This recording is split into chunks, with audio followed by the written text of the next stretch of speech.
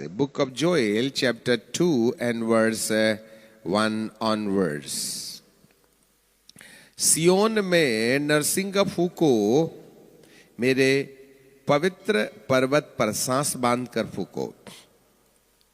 देश के सब रहने वाले कांप उठे, क्योंकि यहोवा का दिन आता है और वह निकट है।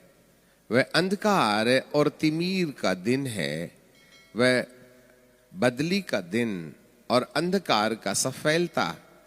जैसे भोर का प्रकाश पहाड़ों में फैलता है, वैसे ही एक बड़ी और सामर्थी जाति आएगी। प्राचीन काल में वैसा कभी न हुई और न इसके बाद फिर किसी पीढ़ी में होगी। उसके आगे आगे तो आग भस्म करती जाएगी और उसके पीछे लौ जलाती जाएगी, और उसके आगे की भूमि तो एदेन की बारी के समान होगी। उसके पीछे की भूमि उजाड़ और मरुस्थल बन जाएगी और कुछ न बचेगा। पिता परमेश्वर हमारे वचन पर आशीष दे। हम प्रभु परमेश्वर को धन्यवाद देते हैं कि आज की याजकीय समाज में एक बार फिर प्रभु ने हमें अनुग्रह दिया कि हम परमेश्वर के वचन पर चिंतन करें और उन तमाम भविष्यवाणियों पर जो अंत के दिनों के लिए नबियों के द्वारा लिखी गई है, उस पर हम चिंतन, मंथन और मनन कर सकें। सो योएल भविष्यवक्ता कई हजार साल पहले ये बात लिखता है। सियोन एक पवित्र स्थान है। दो प्रकार की प्रजा है। एक प्रजा भौतिक प्रजा है, जिसे शारीरिक रीति से इब्राहिम से इसहाक और इसहाक से याकूब और याकूब के 12 पुत्रों को 12 गोत्र बनाकर परमेश्वर ने स्वर्ग में 12 सिंहासन पर बिठाल कर पुराने नियम की कलीसिया का प्रतिनिधि बना दिया। 24 प्राचीनों में से ये 12 थे, परंतु शेष बचे हुए और भी 12 सिंहासन थे, जिस पर 12 प्रेरित नियुक्त किए गए थे। उनको परमेश्वर ने नए नियम की कलीसिया का प्रतिनिधि बना करके उन्हें वहां ठहराया। अब ये घटना है, वो 2 समयों में 2 अलग अलग लोगों के बीच में घटेगी। एक घटना भौतिक कलीसिया के ऊपर, जो इब्राहिम के वंशज में शारीरिक रीति से जन्मे, और दूसरा आत्मिक कलीसिया, जिसको मसीह यीशु के द्वारा हम विश्वास में आने के द्वारा आत्मिक दृष्टि से परमेश्वर की संतान गिने गए।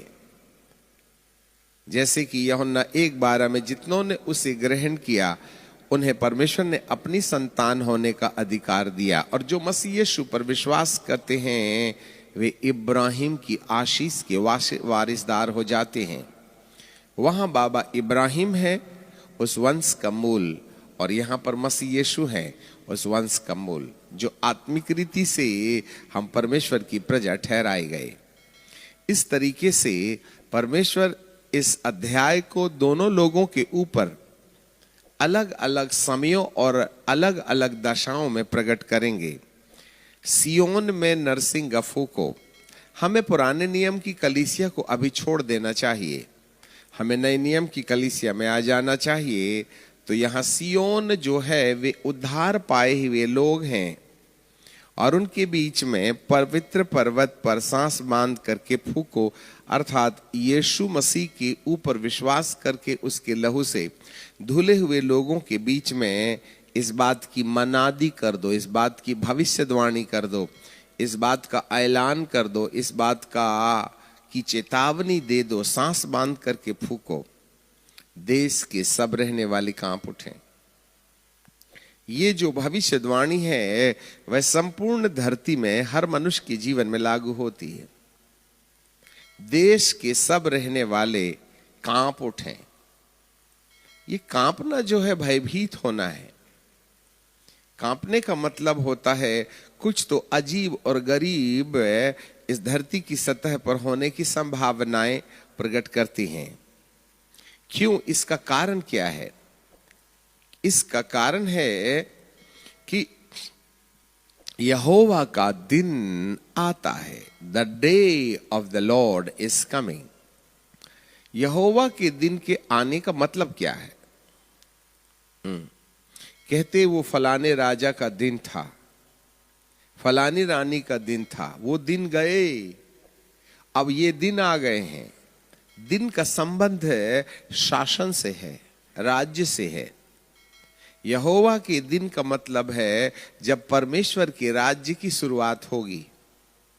The kingdom of God is called यहोवा का दिन। ठीक है, अब इसके बारे में संकेत मिलता है कि परमेश्वर के शासन या राज्य करने का समय।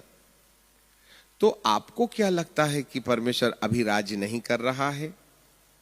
जी, वो राज्य कर रहा है, शुरुआत से ही उसका राज्य रहा है, परंतु कई जगह परमेश्वर क्रियान्वित रहे हैं, कई बार अक्रियाशील हो गए हैं, कई बार परमेश्वर ने काम करना थोड़े समय के लिए बंद कर दिया है, फिर कई बार परमेश्वर उठ करके फिर अपने लोगों को काम में खुद काम करने लगते हैं। तो इजरायली प्रजा या धरती के अंदर उसके चलने फिरने के एहसास या अनुभव मनुष्य को दिखाई देने लगते हैं।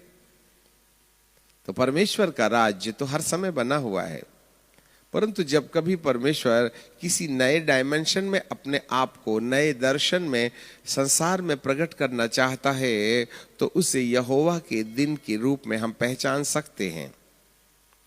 तो अभी एक सबसे महत्वपूर्ण घटना धरती पर घटना बकाया है, और वो घटना उसे संपूर्ण धरती देखेगी, और वो है प्रभु यीशु मसीह का दूसरा आगमन, the second coming of Christ. जिससे कि विश्वव्यापी कलीसिया में से जितने भी लोग प्रभु यीशु मसीह के प्रथम आगमन के समय जिन्होंने परमेश्वर की सलाह मानकर अपने आप को उसके लिए समर्पित किया हुआ है, वे लोग इस अनुभव में प्राप्त होंगे।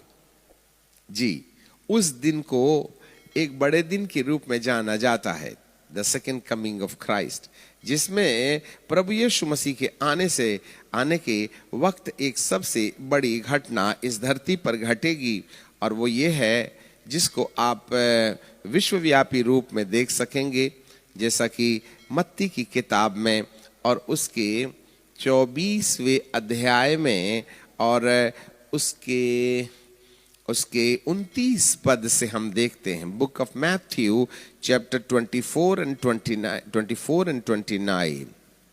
उन दिनों में क्लेश के बाद, उन दिनों के क्लेश के बाद सूर्य अंधियारा हो जाएगा और चांद का प्रकाश जाता रहेगा और तारे आकाश से गिर पड़ेंगे और आकाश की शक्तियां हिलाई जाएंगी। तब मनुष्य के पुत्र का चिन्ह आकाश में दिखाई देगा, और तब पृथ्वी के सारे कुल के लोग छाती पीटेंगे और मनुष्य के पुत्र को बड़े ऐश्वर्य और सामर्थ्य के साथ आकाश के बादलों पर आते देखेंगे, और वह तुरही के बड़े शब्द के साथ अपने दूतों को भेजेगा, और वे आकाश के इस छोर से लेकर उस छोर तक चारों दिशाओं में उनके चुने हुए को इकट्ठा करेंगे। ये घटना धरती के हर कोने में घटेगी। प्रभु यीशु मसीह का जो दोबारा आगमन होगा हर देश के लिए आसमान से, हमें नहीं समझ में आता। इस समय भौतिक रीति से हम देखें तो हमारा ऊपर है और हमारे नीचे अमेरिका है, तो उनका ऊपर नीचे ही होगा। तो धरती जो गोल है ना, इससे ऐसे पता चलता है कि प्रभु यीशु मसीह का दोबारा आगमन ओमनी प्रेजेंस में होगा। हर एक व्यक्ति अपने ऊपर से उसको आते हुए देखेगा। एक बड़ा टेक्निकल प्रॉब्लम है ना, जिसको भौतिकवाद समझ नहीं पाता है। हम जब भौतिक संसार में रहते हैं तो हमारा ऊपर यहाँ है और अमेरिका का ऊपर नीचे है। जब हम दिन में हैं तो वो रात में है। तो ऐसे समय में ऊपर किसका? हमारे लिए ऊपर अलग है, उनका ऊपर अलग है।